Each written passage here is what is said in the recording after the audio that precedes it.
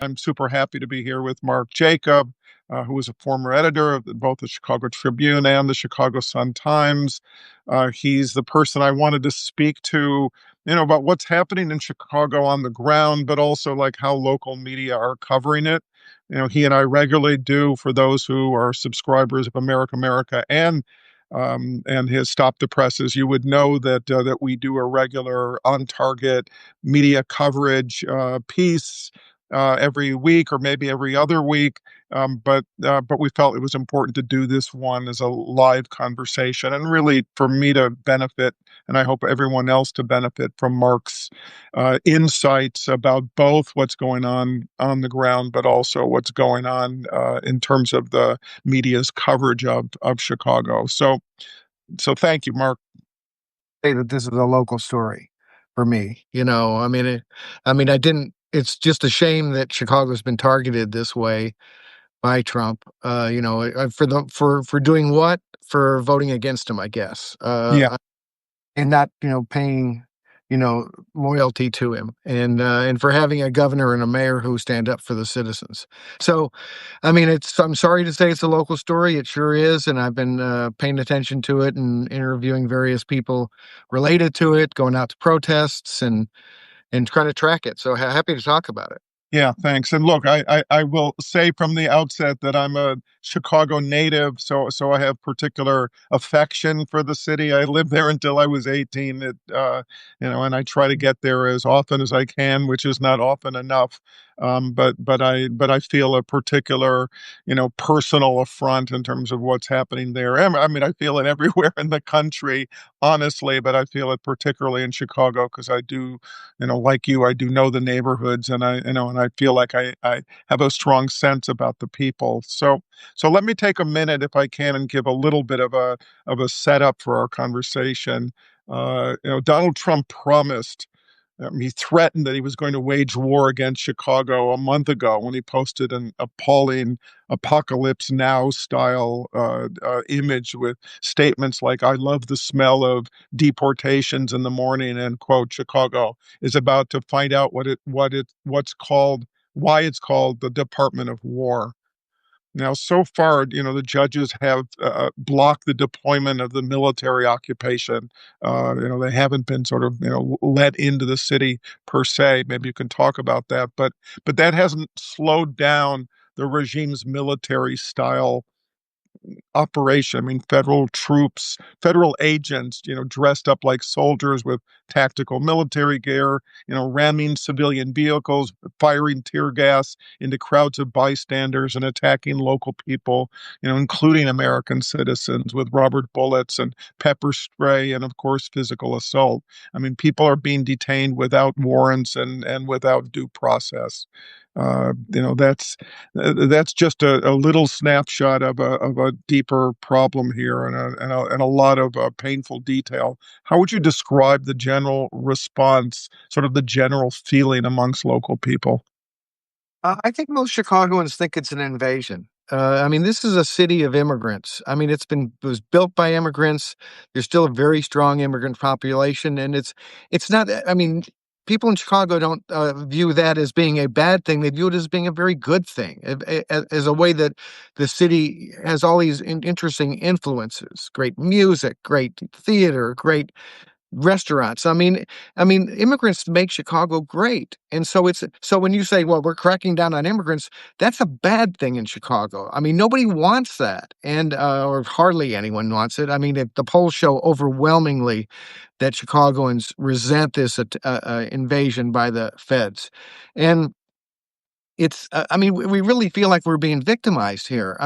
Trump keeps on talking about the crime rate, and the crime rate has been going down here. We've Yeah. tried really hard to bring down the crime rate, which has been a long time problem in Chicago. But there are ways to deal with it, and the ways to deal with it are not sending in National Guard troops who have nothing to do with with crowd control and stuff like that. What I'm saying is that you're not going to solve the crime problem by putting armed troops in the streets of Chicago. And so, we're very glad that the lawsuit got a temporary restraining order to where troops cannot come into the city yet. The appellate court said that they could stay in the area but could not be deployed. And, we're hoping that there's a permanent restraining order to stop that. I don't know if that'll happen. Who knows? But as you point out, the It federal, feels like a military occupation, almost in spite of the fact of the sort of blockage of federal troops. you were pointing out, it's like the federal agents are acting that way, and it's not just ICE; it's ICE plus Border Patrol, because Border Patrol has a jurisdiction because Lake Michigan goes up and is close enough to the Canadian border to where they're using that to kind of increase their forces. So it's Border Patrol plus ICE, and they've really just been running roughshod over Chicago. About 1,000 people have been detained so Right. far. And and this whole thing is, well, we're going after the worst of the worst. Well, no, the vast majority of them are law-abiding citizens doing jobs that we all want them to do. They're our neighbors, Stephen. Yeah. They're not people who we resent being here. They're people we want here who make our communities better. And Yeah. the Trump thing is not. It's not making anyone's life better, except maybe the would-be dictator in the White House. It feeds his ambitions. Yeah. But here, nobody thinks this makes us better. It's just diminishing our communities, and it's scaring the hell out of people. It's terrorizing our neighbors. Yeah, And can I just emphasize for a moment? I mean, the event that took place. I mean, these timelines start to blur a little bit, but a week ago or 2 weeks ago, in the South Shore Drive apartment building, in the middle of the night, and grabbing people and taking children, without clothes out into the streets, detaining, arresting, maybe arresting a couple of dozen people, but detaining lots of American citizens, and doing it with photography and camera people and all that, because they're trying to create provocations, and they're trying to create images that they can use for their sizzle reel to talk about their brutality, which they apparently are goddamn proud of. yeah, one thing, as far as the militarization of this, they use Black Hawk helicopters Yeah. onto the roofs. And you had Stephen Miller saying after that raid on the apartment building, well, that it was full of Tren de Aragua terrorists. Well, this is typical for the whole Homeland Security thing, where they lie initially, and then the facts come out in the next few days, and it shows that they lied. But they get their latest lie, there in the media, because even Homeland Security has only they've admitted there's only one person who's they can tie to Tren de Aragua, in that whole thing. So full of Tren de Aragua is a flat Yeah. out. There are there are plenty of examples in Chicago where the initial story that the federal agents put out there about how incidents happened have proven to be lies. I mean, there's another thing where they did a traffic stop and stopped an undocumented person who had a father of two, had a good job, and they stopped him. He tried to drive away. There was an altercation. They shot him to death. And they initially, Homeland Security initially said that an agent of theirs had been seriously injured and sent to the hospital. Now, these agents were not wearing body cams as they're supposed to, but a local, Franklin Park is a suburb of Chicago, and a local cop showed up. He had a body cam, and his body cam recorded that same agent who was seriously injured and going to the hospital as saying that it was nothing major. Oh, it's nothing major. I kind of got hit on the knee. I mean, come on. It's their policy to lie initially. And you see that over and over in Chicago in this assault on people. Yeah.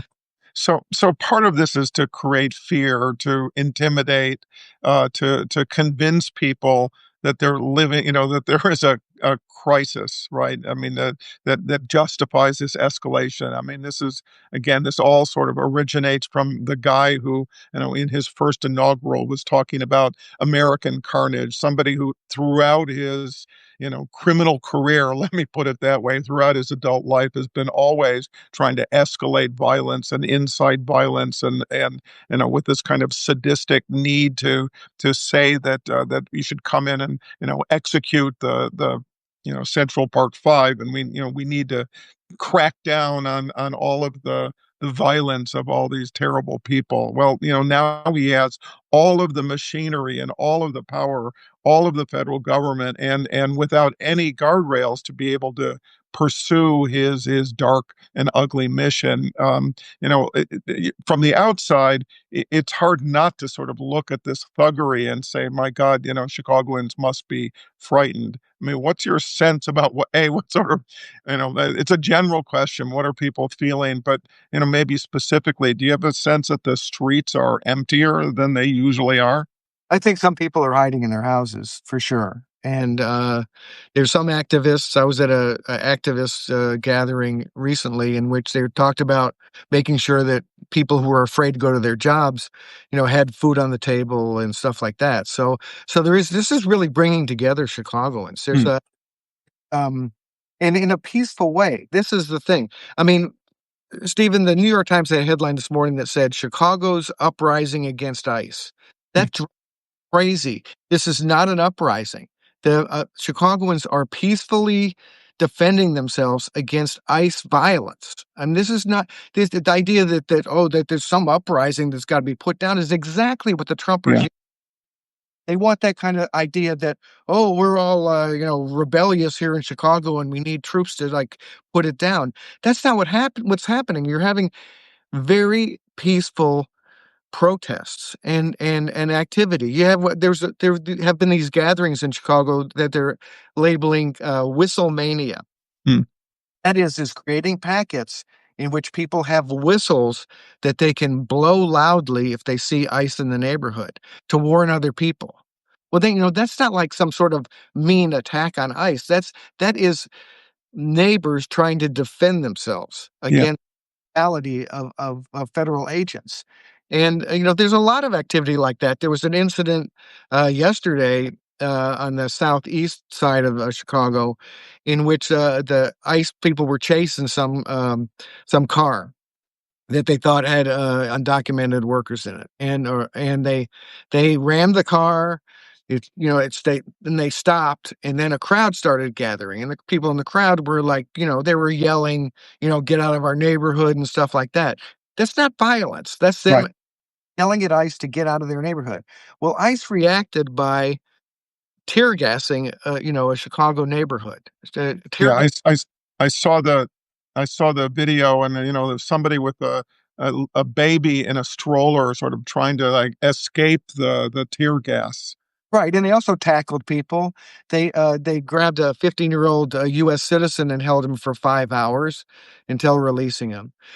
I mean, this is violence by the federal government Yeah, against Chicago. I mean, there's just really no question about that. There was another incident last Friday where uh, a employee of WGN, the local TV station, right.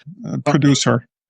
it was tackled and, thrown to the ground, and she was held, arrested, but then they released her without charges, and I feel like these federal agents figure if they can just kind of arrest people for no reason and then release them 3 hours later, that's all good, and, they don't have to account for their actions.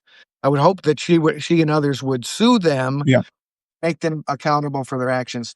And this whole accountability thing is a real problem in Chicago, and I think it's going to be a problem for the rest of the country too, where they're driving around in unmarked, no license plate vehicles.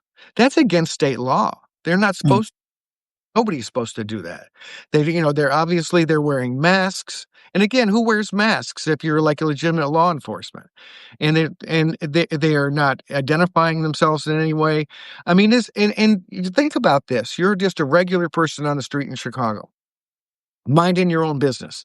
Some guy, with a bulletproof vest and a mask comes up to you and grabs you. How do you know they're law enforcement? They've got no identification. They're not showing you anything. They're not explaining anything to you. How do you know they're not a criminal trying to just drag you away and assault you? I mean, this is not what our country's supposed to be about. This is a violent thug army that Trump has set upon the third largest city in our country. So I have a couple more questions before I want to turn to media coverage, but I want to ask first, Governor Pritzker has been, I think, a pretty strong presence in the last weeks and months to sort of push back against the five-alarm fire of the Trump regime and Trump in particular, and was very clear about saying, Chicago doesn't want this, Chicago doesn't need it. This shouldn't happen. This is an invasion of our city, by the federal government. There's been no collaboration and no agreements made on our part.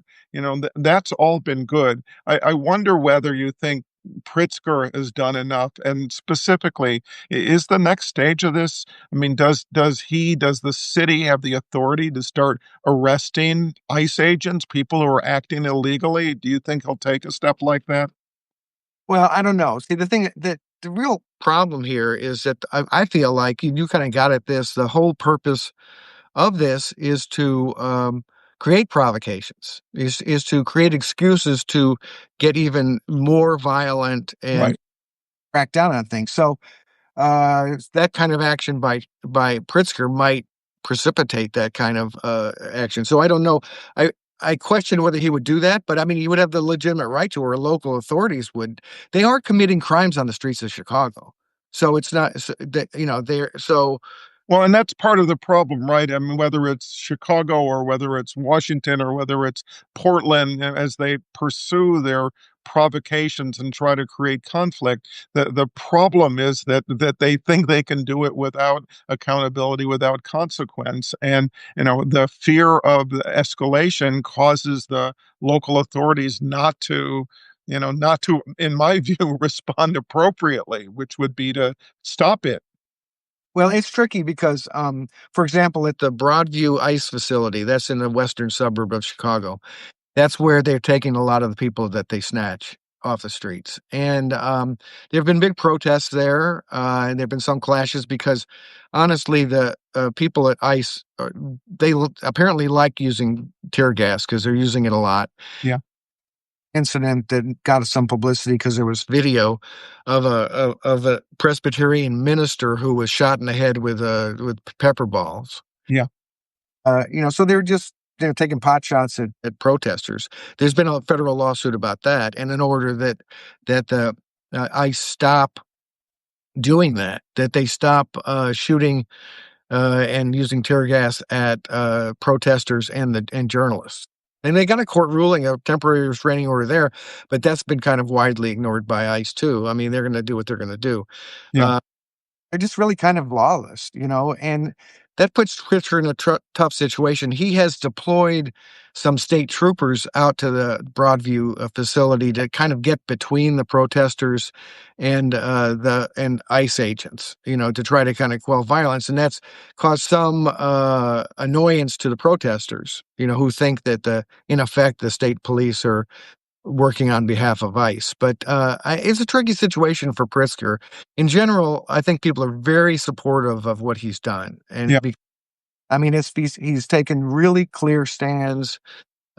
He's not, he's made himself an enemy of Trump because he's been so direct about kind of doing what the people want, which is defending Chicago against he's called it an invasion. And Yeah. that's exaggeration. It's an invasion. So let's talk about media coverage. I mean, I think again, from a national perspective, I feel like we haven't heard enough. There hasn't been enough detail, and surely not sort of talking about it in terms of the stakes, what it means, what's at issue. I'm doing it in a very detailed way, but I think at least my sense is that the local coverage has been quite good. I think the Chicago Sun Times has been particularly good. I've been impressed by at least sort of the effort to try to show what's been happening. And that's sort of in contrast to something like, News Nation, that in their complicity have agreed to go along with ICE agents, while they're filming their assaults on Chicagoans. So give us sort of your picture of how you think the media coverage has been. I was a former Metro editor at the Chicago Tribune, and when I left there, I worked for 3 years at the Medill School at Northwestern, in their local news initiative. And so I did, I know a lot about the local news situation, and it's dire. I mean, been a real decrease in the number of local reporters working in America. I mean, it's a giant crisis. And Yeah, when Trump started his stuff with Chicago, I was really worried that the local media would not be up to the task, but they've stepped forward. I mean, they've done a lot of great work. Uh, in a lot of cases, a lot of what I was referring to as far as ICE saying one thing happened and then the news media proving that it didn't, that's been local reporters who have found those out. And there's a real good example is WBEZ, which is the local public radio station. They covered a case where Border Patrol did this showy march through downtown Chicago with Gregory Bovino, who's their commander and kind of their main attack dog, leading it just to try to just intimidate and scare people. And Chip Mitchell, a reporter for WBZ, was there and interviewed Bovino, at the scene. And Bovino said that authorities identify suspects through factors such as, quote, the particular characteristics of an individual, how they look, how do they look compared to, say, you? And you was Chip Mitchell, who is a white person. yeah, So he's in effect saying, well, if you look white, you don't look like someone we're after. And and that is a real telling quote. And that was a local reporter who got it. And so, I mean, there are a lot of examples like that. I interviewed Jen Sabella, who's executive editor at Block Club Chicago, which is a local news outlet that's doing it is free to access, so people ought to. And she was talking about how one of their policies is that they have local reporters who live in the neighborhoods they cover. And she said an advantage was that in Logan Square neighborhood, their reporter heard a commotion outside her apartment building, and she went out and ICE was raiding a Latino grocery store across the street. And they were throwing out smoke bombs. And went out there, took pictures. There's a picture of her holding a canister for a smoke bomb. And as Jen told me, when they went to ICE to get an explanation for this event, ICE told them there were no smoke bombs used. yeah. So with their own eyes, they're seeing what's going on here. Yeah. So look, I want to just sort of kind of wrap up with a couple of things. One, I wonder if you want to advise people about the media that they might want to pay attention to. It strikes me that when I wanted to know what was going on in L.A., I made a point of looking at, in that case, the L.A. Times. I've been trying to look at what's going on in Portland. I mean, I've been looking at a lot of the local coverage. Weirdly, when I want to know what's going on in America, I'm looking at the Guardian, or the BBC sometimes to get a picture of what's actually accurately being happening. So, uh, can you give a couple of examples, and then I want to end talking a little bit about protest. Well, Chicago Sun-Times has been very good. It's in the same media group as WBEZ, the public radio station, and Sun-Times it's nonprofit, and so it's free to access it. You may have to watch a 30-second video to get in, but that's it. And they've been very good. They're also covering the court cases extremely well. And Block Club Chicago is excellent. They do a daily kind of summary, so you can count on if you just show up there once a day to see what they've got. They're going to tell you what's going on. And the local media has been very aggressive. The Chicago Tribune has been pretty good too, but it's behind a paywall, so it's a little tougher. Right. Uh, those are I would go there, and then national media has been okay, but really not as good as the locals. And as I mentioned earlier, you get a headline that says Chicago's uprising against ICE, in the New York Times, and that totally mischaracterizes what's Yeah. going on. So let's not talk about uprisings. Let's talk about the right of American citizens, in fact, and anyone in America to protest, to express their displeasure, to peacefully assemble. One, I want to ask about whether you think that the protests that have happened so far, it sounds like they've been very sort of pointed in particular neighborhoods for good reasons. Do you think that they have been significant enough? I don't think I've seen all that much coverage of the protests. A, and then B, I'd like to get your sense, do a prediction. How many people are going to show up for the No Kings protest on Saturday? Do you expect it'll be massive for Chicago? Well, it was really big the last time, tens of thousands. I was among them. I think it'll be big. The weather's like 50% chance of rain, so you never know, but there could be a lot of people out there with umbrellas if it rains. I think people are very passionate about this. I mean, and frankly, Stephen, I think that Trump wanted to get the National Guard into Chicago before Yeah, no, so that he could try to intimidate people. And I'm not sure that we'll have, some Latinos are very scared because they've been terrorized by the federal government. So I don't, will as many show up for that? I don't know. I think it'll be big. I hope it will be. I mean, it's one of those things that we've just got to show people power. You got a compliant or inactive Congress. You got the Supreme Court pretty much letting Trump do what he wants. And you got a, White House that is just a kind of you know, a fascist operation. And so what we've got left is people power. And so people need to come out. I think they will. And I think is what's really encouraging to me is what's been happening so far whenever there's an ICE raid is that people do show up. They're there with their phones. I mean, the iPhone has become a weapon in this. I yeah, mean, a defensive weapon for Chicagoans. And they come out, they take pictures of it, they do shout at the ICE agents to get the hell out of their neighborhood, which is, again, that's a peaceful act. That's not a violent act. The ICE people are being violent in reaction to it. And the very fact that ICE is tear gassing neighborhoods now shows how much they are intimidated by peaceful people power. yeah, And so I mean, Chicagoans are pissed off about this. And the weird thing, Stephen, is that it's been somewhat encouraging because you think of a big city and it's impersonal and nobody gives a crap. Chicagoans are coming together over this. This yeah. has been inspirational because you have these pop-up protests where, I was driving on the street the other day and there were like 5 people on the street corner with signs. People are just taking it upon themselves to say, we don't tolerate this. And you're having these, as I said, whistle mania, these things where people are getting whistles and being trained on what code to blow on the whistle to tell their neighbors that ICE is in the neighborhood. Yeah, I do hope that people will show up for No Kings. I think they will. And I don't think they're gonna be getting any, like, checks from George Soros as, Right. And I don't think, I know Chicagoans.